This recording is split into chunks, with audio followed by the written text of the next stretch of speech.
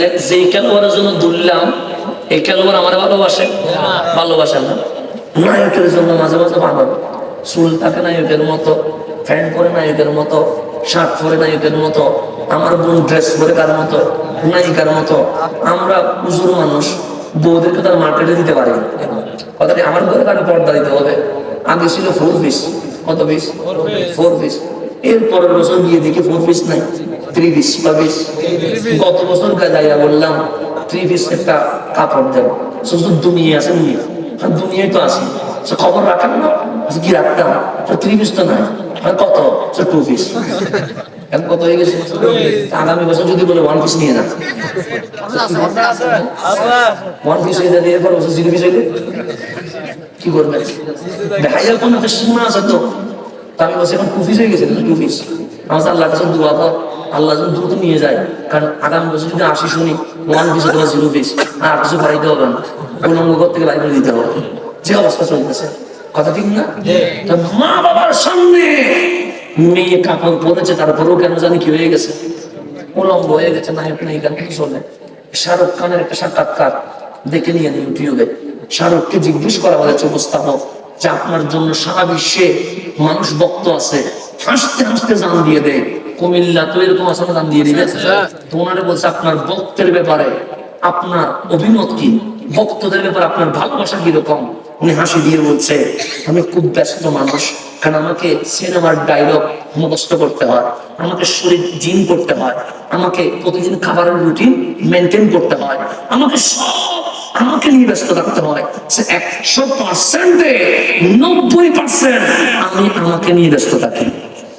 উনি ওনাকে নিয়ে গিয়েছে, কারণ ওনার খাবারের রুটিন, ওনার জিমের রুটিন, ওনার গোসলের রুটিন, ওনার কাপড়ের রুটিন, ওনার ঘুমানোর রুটিন, আবার ওনার সিনেমায় যাওয়ার রুটিন, অনেক রুটিন আছে নাই?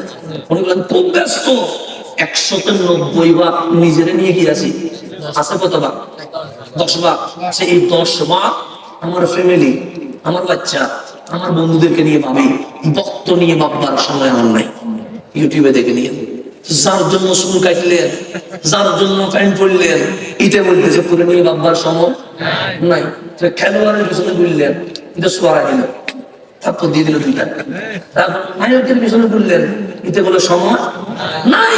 নেতার পিছনে ঘুরলেন, আর পিছনে অমুক ভাইয়ের চরিত্র ফুলের মতো, নেতা যাইয়া বাইরের দেশে আছে, আমার ভাই জেলখানায় বসিয়ে আছে। আছে না তাই? আছে। কেউ খবর নিচ্ছে? কেউ খবর নিচ্ছে? তাহলে কোথায় আছে? সব তো চলে গেছে আপন আপন জায়গায়, কিন্তু আপনি কোথায়? আপনার কোনো কিছু আছে? ওই দিন শেষে দেখবেন মাটাই আপন, বাপটাই আপন, ওগুলো জেলখানা দরজায় বসিয়ে আছে। এই যারা বাকি কেউ আছে, বাস্তবতা নিলাম। হাসানের কথা খারাপ লাগবে, আমি আপনার নিষেধ করবো। অমুক ভাইয়ের চরিত্র ফুলের মতো পবিত্র, 200 টাকা স্লোগান দিবেন না। কেন? কারণ আল্লাহ আপনারে 200 টাকার বিনিময়ে বিক্রি হওয়ার জন্য বানাই নাই, আল্লাহ আপনারে জান্নাতের মেহমান হওয়ার জন্য বানিয়েছে। আপনার দাম আছে না নাই? দাম আছে না? আপনি কেন এদিকে সেদিকে যান? তাহলে খেলোয়াড়ের পিছনে ঘুরলেন, কিছু পাইছেন? নেতার পিছনে ঘুরলেন, দিন শেষে নেতার ছেলে নেতা হয়। আপনি কর্মী আজীবন, কখনো বাবা স্লোগান দিয়েছেন, বাবা মরে গেছে তার ছেলে স্লোগান দিতে হয়, এর বাইরে কিছু পাননি, পান নাই। তাহলে খেলোয়াড়ের পিছনে ঘুরলেন, কিছু পান নাই।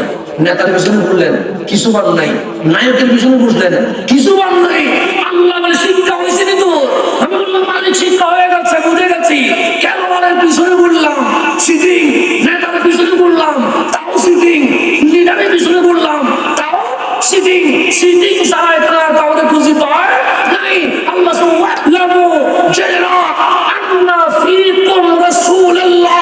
সবাই ধোঁকা দিতে পারে, কিন্তু আমি আল্লাহ তোদের মাঝে রাসূল পাঠিয়েছি, উনি ওনাকে নিয়ে ভাবে না, উনি ওনার পরিবার নিয়ে ভাবে না। আজকেও যদি রং যায় কান লাগায়া দেন, দেখবেন আমার কামলিওয়ালা উম্মতি উম্মতি বলে চোখের পানি ছেড়ে দিয়েছে। নবীর চেয়ে আপন কেউ আছে?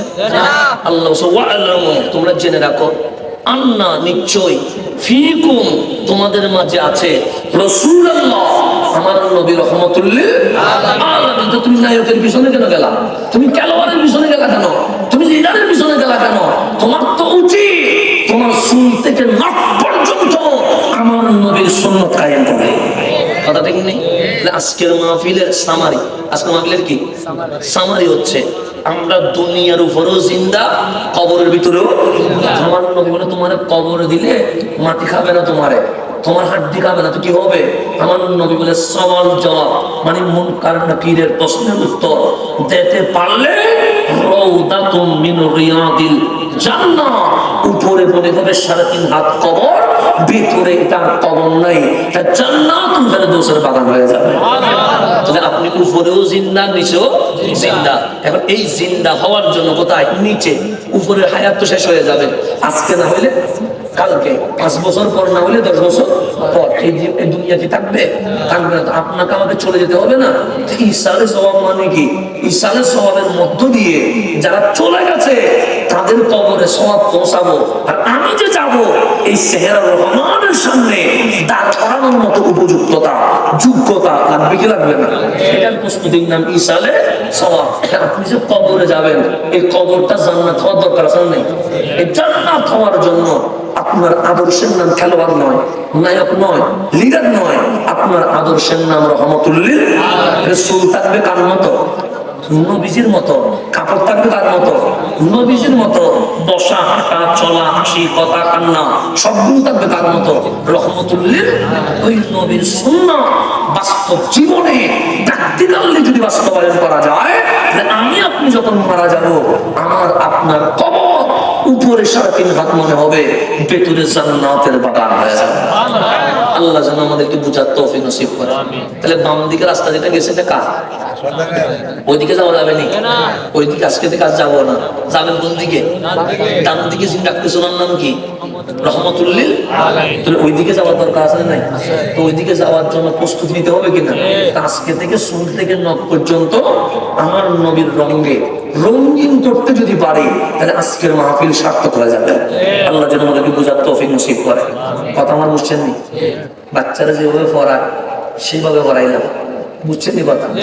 কোনো মনে কষ্ট হয়েছে নি? কোনো বাচ্চাগুলো চলে গেছে নি? কষ্ট হয়েছে না? তোমার কষ্ট নেই না, বাচ্চাগুলো খুব ভালো। আমাদের 28শে ফেব্রুয়ারি আমার বাবা যান কুশবাস দরবার শরীফের উর্সে পা, সেখানে ইনশাআল্লাহ আমিও থাকবো। আপনাদের দাওয়াত দেওয়া হবে। আপনারা আমার জন্য দোয়া করবেন, আমি আপনাদের জন্য কি করবো?